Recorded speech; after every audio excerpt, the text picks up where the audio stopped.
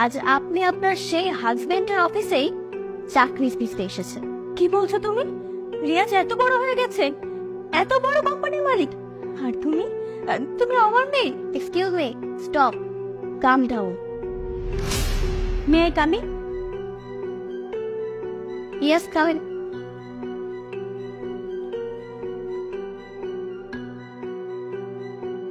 বাবু, তুমি এখানে বসে বসে কি করছো?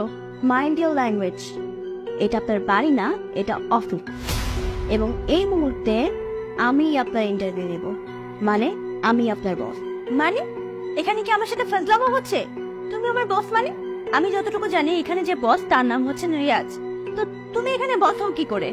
আমি সেই রিয়াজ মাহমুদের মেয়ে, একমাত্র মেয়ে। আর সেই হিসাবে আমি তো এই কোম্পানির একজন ওনার, তাই না? আর হ্যাঁ, আমার বাবা আপনার ইন্টারভিউ নেবে না, কারণ আপনার ইন্টারভিউ নেওয়ার মতো খারাপ সময় এখন আমার বাবার আসেনি। হোয়াট? এসবের মানে কি? ওয়েট,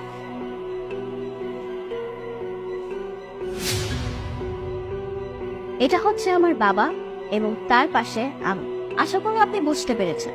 আপনাকে আর কোনো কিছু বলার প্রয়োজন? এটা তো রিয়াজ, আমার হাজবেন্ড। না,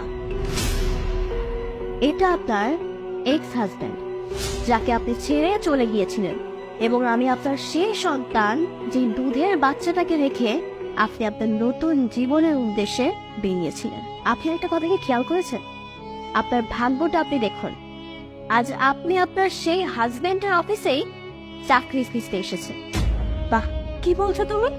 রিয়াজ এত বড় হয়ে গেছে, এত বড় কোম্পানির মালিক, আর তুমি তুমি আমার মেয়ে? Excuse me, stop, come down. জানেন আজকে আমার বাবা নিজে না এসে কেন আমাকে এখানে পাঠিয়েছে? কেন? মা, তুমি তো আমার জীবনের সব ঘটনাই জানো। হয়তো আমার কাছ থেকে শুনেছো, নয়তো পাড়া প্রতিবেশীর কাছ থেকে শুনেছো। সবচেয়ে বড় কথা হচ্ছে তুমি সব কথাই জানো। বাবা, কি হয়েছে বলো তো? তুমি হঠাৎ করে এই কথাগুলো কেন আমাকে বলছো? আসলে আমি কখনো চাইনি যে তুমি তোমার মাকে না চিনে থাকো।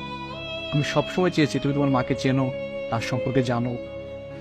তুমি তোমার মায়ের ছবি দেখেছো, আশা করি বাস্তবে দেখলেও চিনতে পারবে। বাবা, তুমি হঠাৎ করে মহিলার কথা কেন বলছো বলো তো? কারণ হচ্ছে তোমার মা আগামীকালকে আমাদের অফিসে আসবে ইন্টারভিউ দিতে। হ্যাঁ, আজকে অফিসে দেখলাম ইন্টারভিউ লিস্টে তোমার মায়ের নাম সহ ছবি দেওয়া আছে। তখনই বুঝতে পারলাম যে তোমার মা ইন্টারভিউ দিতে আসবে। তুমি তো সবকিছু বোঝো, আমি আসলে তোমার মায়ের মুখোমুখি হতে চাচ্ছি না, তাই ইন্টারভিউ করে আমি তোমাকে পাঠাবো। ইন্টারভিউ নেওয়ার পর যদি তোমার কাছে মনে হয় তোমার মাকে চাকরি দেওয়া যায়, দিবে। আর যদি মনে করো দেওয়া যাবে না, তাহলে দিবে না। এটা তোমার উপর ডিপেন্ড করবে। বাবা, আমি বুঝতে পেরেছি যে তুমি কি বলতে চাইছো।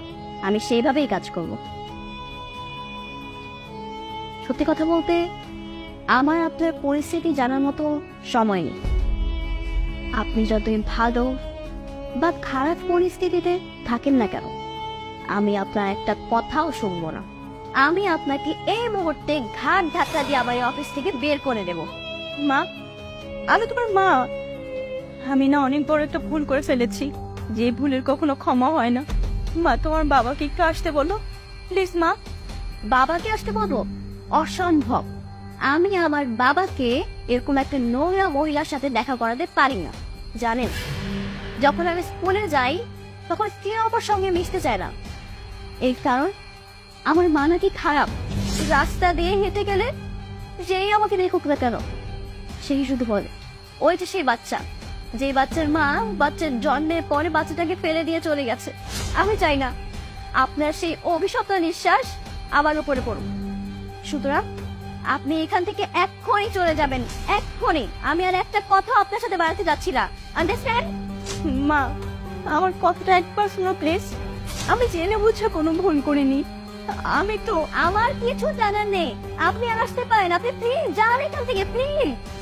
আমি আপনার একটা কথাও শুনতে চাই না, যান এখান থেকে। আপনি কি যাবেন নাকি আমি দাঁড়ানকে রাখবো? আজকের এই পরিস্থিতি আমার দোষেই তৈরি হয়েছে। সেদিন যদি আমি নিজে স্বাচ্ছন্দ্যের জীবনের আশায় আমার স্বামী সন্তান ছেড়ে চলে না যেতাম, তাহলে হয়তো এই কোম্পানির রানী হয়ে থাকতাম, এভাবে ভিখারির মতো চলে যেতে হতো না আমাকে। কি ব্যাপার, আমি বললাম না আপনাকে এখান থেকে চলে যেতে? চলে যান এখান থেকে, চলে যান, উঠুন।